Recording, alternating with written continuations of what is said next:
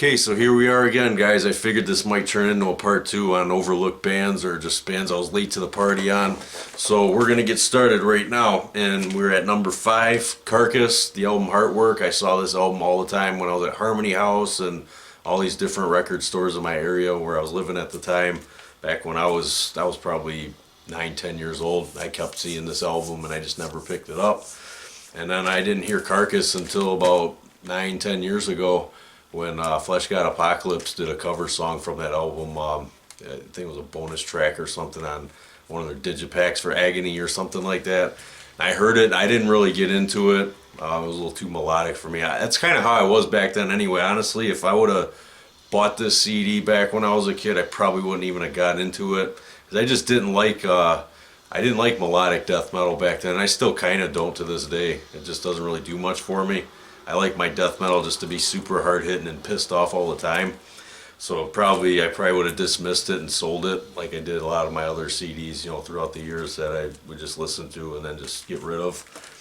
But like their first 2 albums when they were grind, because my buddy was telling me back then that when I heard that song and I told him about it and I didn't care for it, he said, "Well, have you heard their first 2 albums, Reek of Putrefaction and Symphonies of Sickness?" I'm like, "No, I haven't." He said that probably get into that. So I checked those out, and those are fucking hard-hitting records. Those are definitely awesome. If you guys haven't heard them, check them out. That was like right around the time where he introduced me to Pig Destroyer too. First album I heard was, shit, that could have been on this list too. I heard that in about the mid-2000s, Prowler in the Yard. That was a game changer. That is like some of the most pissed off grind I've ever heard in my life. But check that one out too if you haven't. So now we're on number 4. It's a band from Sweden, Aeon. I didn't check these guys out until maybe a few years ago. I kept seeing old pictures of Corpse Grinder, like he had Aeon shirts, and I'm like, man, I wonder what this band's all about. Checked them out and I loved it. They sound a lot like Cannibal Corpse too, ironically, but it's really heavy stuff. And Aeon's Black was the last album they came out with in 2012. Apparently they're working on some new material. I'm hoping they are, because they're long overdue for another album. Definitely a good band and some pretty heavy shit. Check it out. Number 3, Deeds of Flesh. This CD I actually ordered, but I never picked it up when I was a kid.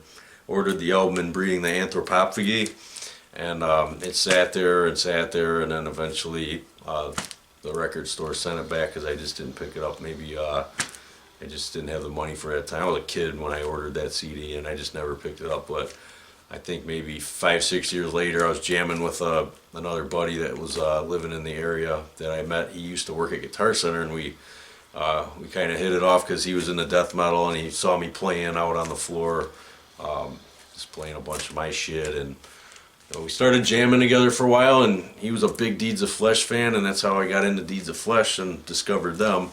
So I've been listening to a lot of Deeds of Flesh and very, very inspirational stuff. Unfortunately, Eric passed away. He's been dealing with sclerosis, and I think he passed in November of last year. So that was really, really sad, because I really would have liked to been able to go to one of their shows if they would have came to my area. I would have loved to just meet Eric. And I heard he's a really shy guy, or he was at the time, really shy when it came to his fans approaching him and stuff like that. But it would have just been cool to be like, listen, man, you're a huge inspiration, just a big influence on my songwriting, and it would have been cool to shoot the shit with him. But unfortunately, things happen in life, and he's not with us anymore. So rest in peace, Eric Lidmark. Number 2, this is another band from Sweden, Luciferian. And the way I found out about this band is these people drive like fucking nutcases out here. Anyway, Luciferian. So this is a missed gem. This is a mid-90s death metal band that I heard them, but I didn't know that it was them back when I used to hang out with this one kid that I went to elementary school with, and then like a few years throughout high school, we both were, we kind of jammed together. He played drums, and I obviously played the guitar, but his brother was in a band, and when I go over there, he had this cassette tape. I don't know where he got it, or what some of the other bands were on this particular cassette, but lot of Metallica covers. Well, they did a cover of Fight Fire with Fire. You guys have to check it out. Go on, when you go on YouTube, just type in Fight Fire with Fire death metal, and Luciferian will come up. It is heavy as shit. I mean, it's just really, really aggressive. But that was Luciferian, and I didn't know it. And then, you know, a few years ago, I just was happening to type in on YouTube. I'm like, man, I wonder who that band was. So I typed it in, and I discovered it, and I picked up the CD right away, because this album is on YouTube, actually. This is Demonication, The Manifest, and this is an awesome, awesome record. If you guys are into, like, obviously Morbid Angel, like the Covenant album, you guys would like this a lot. I mean, they when you listen to the first song, it's actually sounds a lot like Rapture, but man, this is fucking killer CD. So yeah, I picked this one up right away.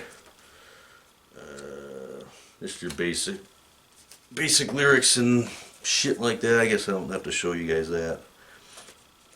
Yeah, there's the CD. But yeah, and then they made an album. I think they disbanded for a while. So they came out in like '93. They disbanded until about, I want to say, 99, 2000. They got back together, and then they put together another album. It was The Apostate, and that was it. So they made 2 records, and then they were done. But, you know, what's out there, definitely check it out. It's good shit. You guys will like it. If you're Morbid Angel fans, you'll definitely like it a lot. And then last but not least, man, Municipal Waste. What a fun thrash metal band. I just heard these guys last August. I knew of them, but I never checked them out. And I think I was like cleaning around my apartment or something like that. This came through like my feed, you know, my suggestions. I'm like, man, I've been wanting to check these guys out. Let's see what they got. So The Art of Partying was on there, and man, they made my night of fucking cleaning off countertops and like spraying Windex on shit. They made that very enjoyable, because this is like one of those bands.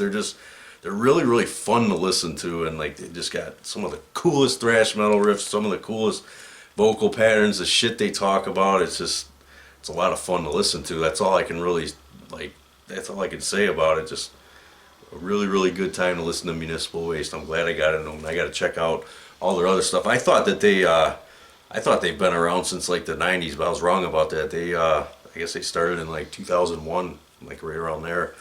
But I'm definitely glad that I discovered this band, because they're a blast to listen to. I'm telling you, if you guys never heard Municipal Waste, fucking killer shit.